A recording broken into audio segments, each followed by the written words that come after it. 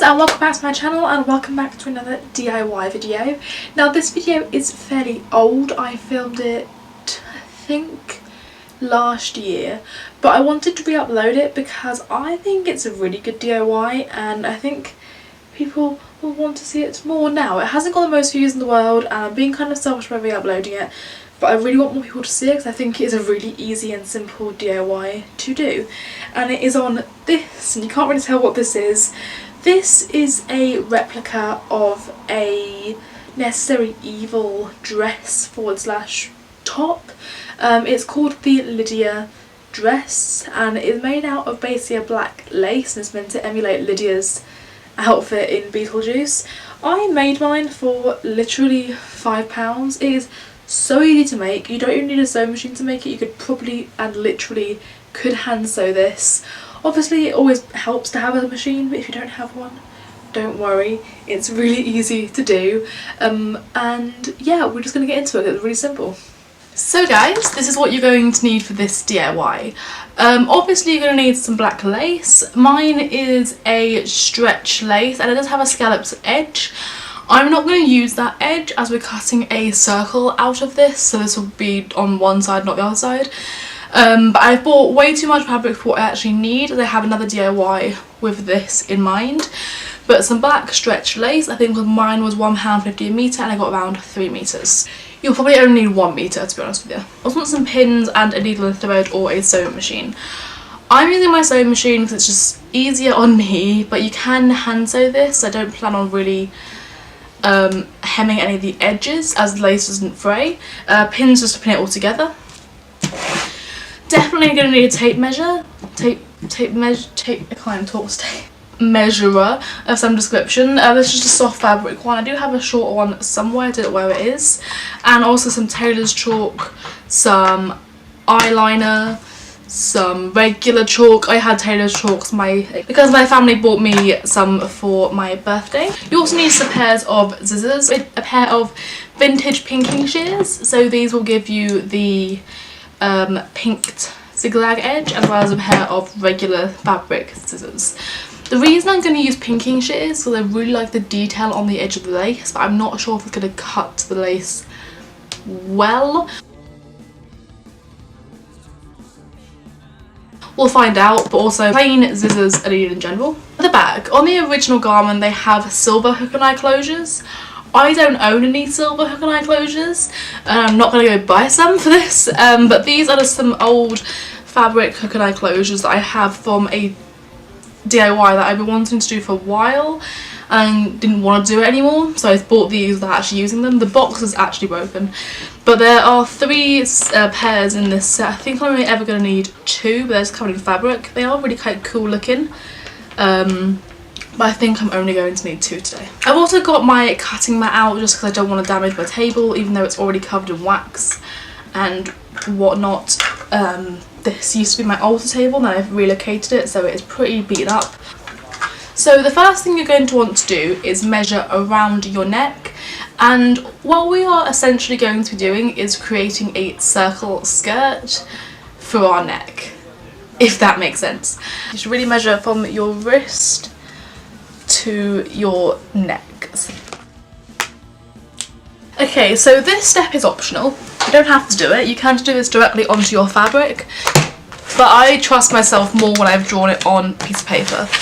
So I'm going to take a piece of paper out of my book and I'm going to take away this line because it's really annoying, so let's just go with that. So now we know that my circumference of my neck is 14 inches exactly.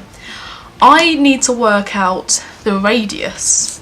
So this is the circumference and now I need to work out the unknown quantity that is the radius.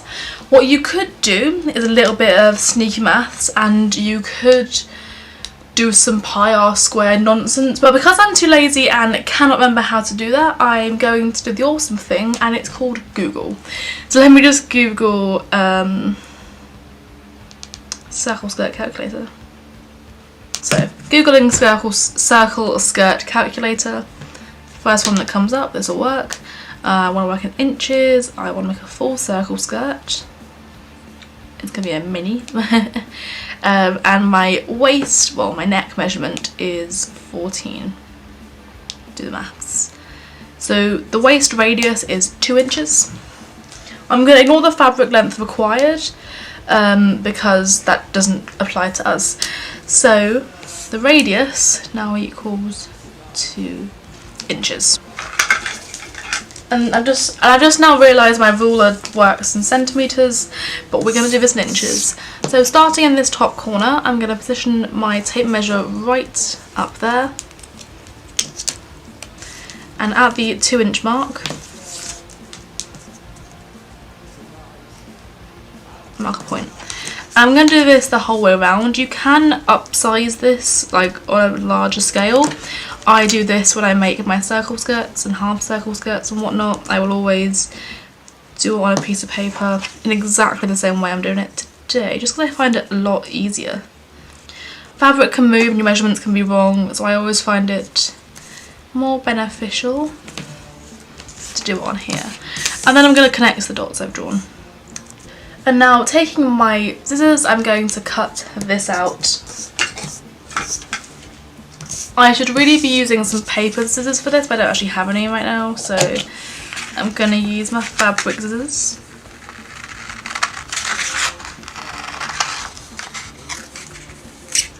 I'm sorry to everyone who's wanted to murmur me right then. And I put this to one side. Now to fold the fabric. Well, I'm going to unfold it first off. So I don't really want to use the pretty scalloped edge here because I have a plan for a different DIY for this. So I'm going to measure how long this, or how wide this piece of fabric is, so I can work out where I need to fold it. Well, the fabric has an estimate of 67 or 68 centimetres wide, and my length measurement I wanted was, so that measurement for me is now, we'll go for 25, so I'm going to need to measure over 50, so I think I will just take 60 off and make this into a square. The reason you want to measure to your wrist is so we can add the wrist cuffs on part bits, so you can have it attached to you a bit later.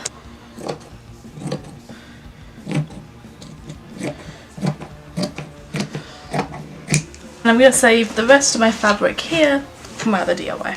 So what we're going to do with this is we're going to fold it into 4. So fold in half and then half again. If you wonder why this is here, it's just to make sure this doesn't go walkabout, as the material is kind of slippery and I can't be asked to pin. So now we want to take this corner here and put our little paper doodad there,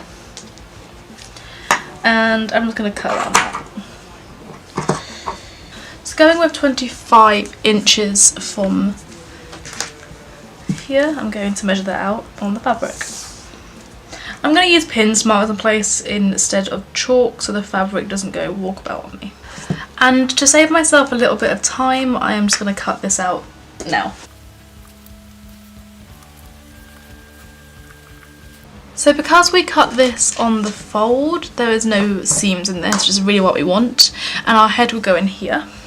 So this will be a little bit, when it's on your neck, it should fit. If your lace is stretchy like mine is, you can just ease it over your head.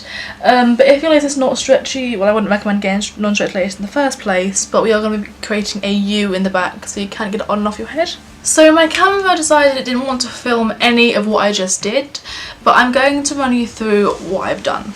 So what I've done is I've taken my, I'm going to pretend this is my larger piece. I've taken my circle and I folded it directly in half. Then, because I want to make the back loop, I want it to be bigger at the bottom here and smaller towards the top. So I've made a cut a little bit down, it's kind of edged around and then gone smaller. So when you lay it out flat, there should be a loop sort of like this. Then what I've done, because I want to finish this off, I've cut a long strip of fabric. It's just a couple of centimetres wide. And I have folded it in half and then sewn right sides together around the whole loop, and then flipped it the right way around so it's facing up like this, and all the seams on the underside, and then a top stitch around that. So the next step to do is to cut out some long strips of the lace fabric, which is where the bits that we cut off here come in handy. So I am just going to trim off these weird straggly bits here. So I've just managed to lose all the footage I just filmed, but I'm going to run through it with these diagrams. So what I started out by doing is cutting out a piece of lace fabric for my neckband. Next, for my wrists, I measured them, and my wrist measurement is around 6.5 inches. Adding half an inch each side for seam allowance, it came to 7.5 inches. The width I wanted to go for around 2.5 to 3 inches, so I ended up cutting 6 inches total, and I cut 2 of them. Then taking my neck piece, again I've done right sides together and gone from here to here, and then pinned and stretched it all around the edges. And the point we are at now is what you can see here. So here is the open back with the lining, as well as the neck piece that I've sewn on. I am securing this with a safety pin for now because I'm about to add on the wrist cuffs. So this is my wrist piece fully unfolded. I want to fold it in half like this to find the midpoint, and I'm going to pin this to the top layer and then just pin it all the way until the ends. And then I'm going to just sew all the way along there with a zigzag stitch.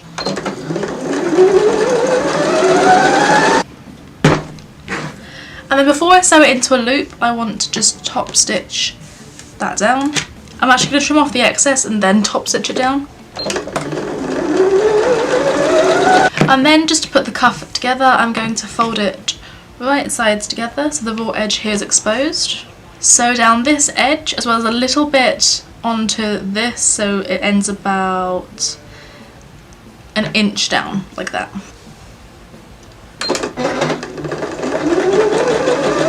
So now I've got the arm sections sewn on, I just have to sew on the clips for the back here. So first I'm going to work out how much I'm going to need. I reckon 2 should be more than enough. 1 at the bottom here for the bottom enclosure and 1 for the top. And now let's see how it looks.